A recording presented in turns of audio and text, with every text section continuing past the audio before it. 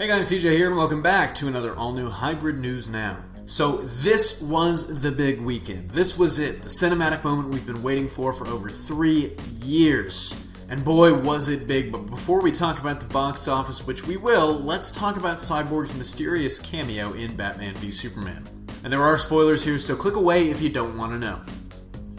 All good? All here? Alright, let's get started. So, when we see Vic Stone, he's little more than a head and torso on an operating table, but things start to happen when his father, Silas, connects him to a mysterious glowing black box. Even in a film full of unanswered questions, this was one of the biggest by far. What was it? How did Silas get his hands on it? And will we see it explained more in the Justice League?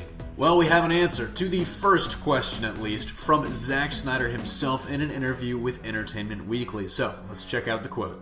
"That's the first glimpse of the mother box there. It was an agonizing birth. I really wanted to show Cyborg's birth because I feel like he plays such a strong part coming up, and I really wanted to give a sense of him. I really want the audience to know how far he's come." And the EW article, which I highly recommend you all check out, does confirm that his interaction with the mother box is what gives Vic his technopathic abilities. How exactly, we don't know just yet, but if you look at Zack Snyder's quote, it really is definitely setting up that there's going to be a lot of drama with Cyborg whenever the team runs into Darkseid. And in our second story, yes, let's address the elephant in the room, Batman v Superman's box office haul. Despite critical reviews that can be described as lukewarm at best, Batman v Superman raked the cash in at the box office, bringing in an estimated total of $166 million domestically, with an international take of just over $420 million. That's good enough to make the movie the biggest DC opening of all time and the biggest comic book movie opening ever. That's due in large part to the fact that it opened simultaneously, that is, on the same weekend worldwide, whereas the runners-up, Avengers and Iron Man 3, actually opened staggered, so they opened domestically first, and then in places like China and Japan a couple of weeks afterwards.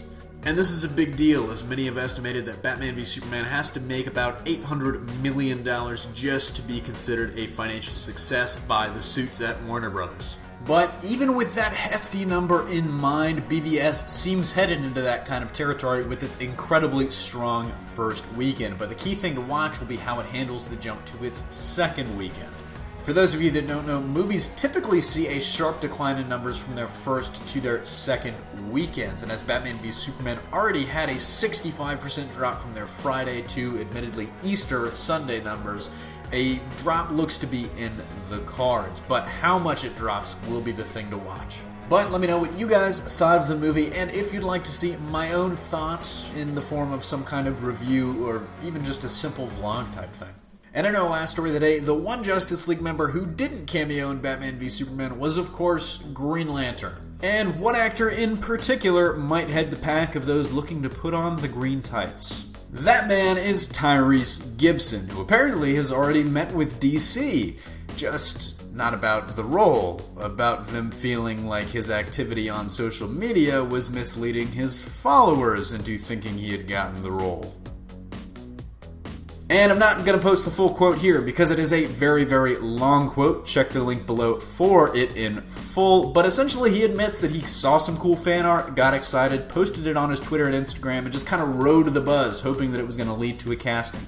This all kind of just screams to me that my gut feeling is correct, that Warner's has not yet cast their Hal, or John, or Guy, or Kyle, or Baz, or Alan. So, would you like to see Tyrese officially take the oath? Or are you tired of his shenanigans and think another actor could do it better? Let us know down below. That wraps it up for another Hybrid News Now. Thanks for watching. Don't forget to smash that like if you liked what you saw. Subscribe for more great content every single day. And, maybe consider supporting us on Patreon. Signing off, this is CJ, and I'll see you tomorrow. Much earlier in the day, though.